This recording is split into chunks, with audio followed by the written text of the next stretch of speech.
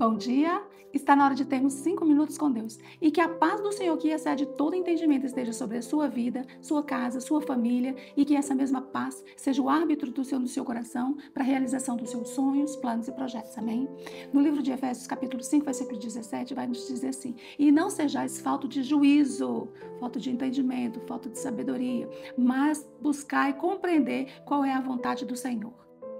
E, baseado nesse texto, eu gostaria de refletir com você quais têm sido os objetivos pelos quais vivemos, quais têm sido o nosso foco. Da hora que acordamos, da hora que dormimos, o que é que buscamos? Qual é a nossa prioridade?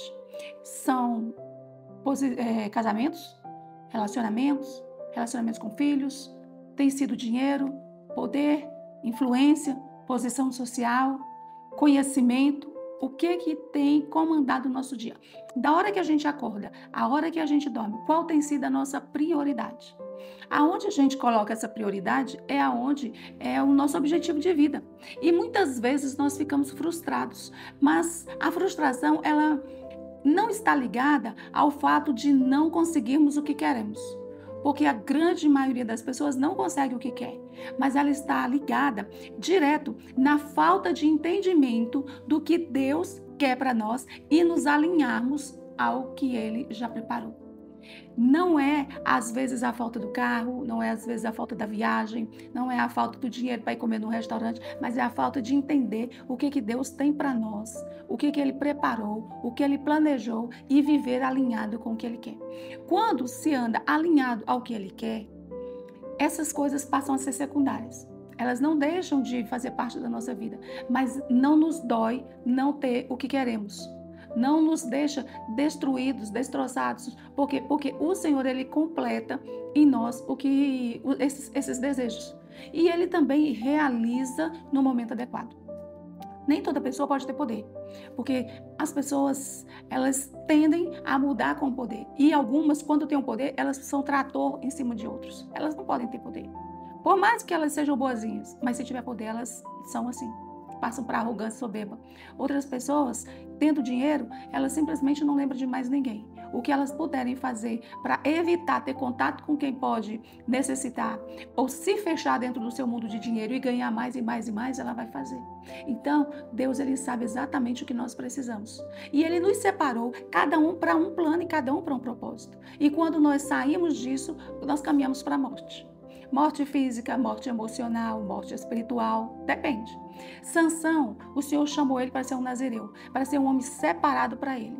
E Sansão deu birra até se casar com uma mulher filisteia. E qual foi o resultado de Sansão? Ele perdeu toda a presença de Deus e acabou morto, cego e humilhado. Se a gente for ver, não só ele, por exemplo, Jonas. Deus chamou Jonas e falou assim: olha, eu tenho essa missão para você. Mas Jonas decidiu que não faria o que Deus quis. E entrou no navio e foi para a cidade oposta ao lugar que ele deveria ir. E o que acontece? Ele termina dentro da barriga de um grande peixe. E Deus ainda foi bom com ele, que ainda mandou o peixe deixar ele numa praia, porque poderia ter morrido ali mesmo. Isso é simplesmente um milagre de Deus. A gente vê Judas. Judas, ele caminhou com Jesus. Durante muito tempo ele caminhou com Jesus. Ele viu o caráter de Jesus, mas, no entanto, não mudou dele. Ele trocou Jesus por 30 moedas de prata. Ou seja, essas pessoas, os objetivos delas, os planos delas, os pensamentos delas foram todos traçados na falta de juízo, de entendimento, de sabedoria, da compreensão do que Deus queria fazer na vida deles. E eu gostaria de deixar essa mensagem para você, porque é justamente isso mesmo que o Senhor quer falar conosco. É isso que Ele quer nos deixar, né? Que nós venhamos agora entender e caminhar na vontade dEle, buscar entender qual é o plano e a vontade e o propósito dEle para nós. Porque aonde o Senhor chega, Ele realiza.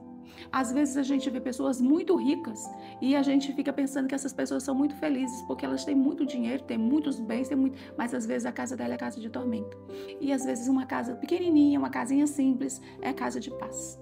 É uma casa onde há cumplicidade, há amor, há intimidade entre a família. Então, não são bens, não são poderes, é que nos fazem felizes. O que nos faz feliz é a presença de Cristo na nossa vida. E eu gostaria de deixar essa mensagem para você repensar qual é que tem sido o seu objetivo de vida. o que você vive para fazer. Se você não estiver vivendo para conhecer e para viver mais em Cristo e receber mais de Cristo do que Ele é, então você está perdendo tempo na sua vida. E você vai viver uma vida frustrada. Porque você sempre vai ter alguma coisa querendo e não alcançando e lutando por ela, e quando alcançar vai querer outras. Porque a sua vida está pautada no lugar errado. Você tem que pautar a sua vida em Cristo, porque só assim você vai ser satisfeito da vontade boa, perfeita e agradável. Amém? Eu gostaria que você curtisse, comentasse, compartilhasse, se inscrevesse no canal e ativasse o sininho para receber mais mensagens como essa todos os dias pela manhã. Que Deus te abençoe, que Deus sobre ti levante o seu rosto e te dê a paz.